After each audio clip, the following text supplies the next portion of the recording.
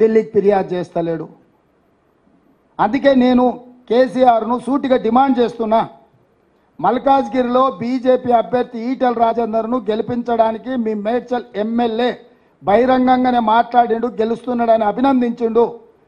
తక్షణమే మీ మేడ్చల్ ఎమ్మెల్యే మీద చర్యలు తీసుకోండి. బీజేపీతో మీకు చీకటి ఒప్పందం లేకపోతే తెలంగాణ సమాజానికి నేను విజ్ఞప్తి చేస్తున్నా, వాళ్ళ ఒప్పందం బయటపడ్డది. అమాయకంగానో అత్యుత్సాహంగానో మేడ్చల్ ఎమ్మెల్యే ఉన్నది ఉన్నట్టు చెప్పిండు, కుండ వలగొట్టిండు. ఇక కేసీఆర్ కేటీఆర్ గుండు వలగొట్టుడే మిగిలింది తెలంగాణ సమాజంలో.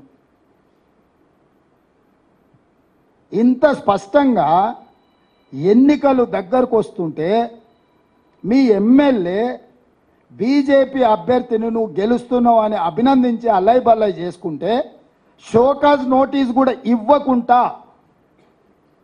కనీసం వివరణ కూడా అడగకుండా ఆయన బీజేపీని ఓడిస్తా అని రంకెలేస్తున్నాడు.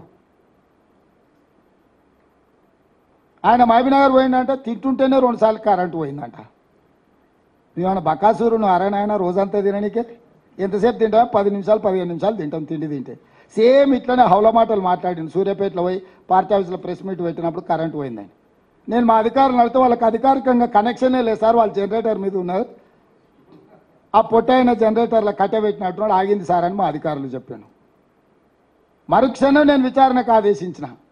సూర్యాపేట అట్లట్ల కరెంటు పోయిందని అడిగితే అసలు దాని కరెంటు కనెక్షన్ లేదని చెప్పారు. అంటే ఒక 10 ఏళ్ళు ముఖ్యమంత్రిగా పనిచేసి ఈరోజు ప్రధాన ప్రతిపక్ష నాయకుడు ఉన్న కేసీఆర్కి ఇంత అసహనం, ఇన్ని అబద్ధాలు ఎందుకు? ఏం కొట్టుకపోయింది? ఏం మునిగిపోయింది?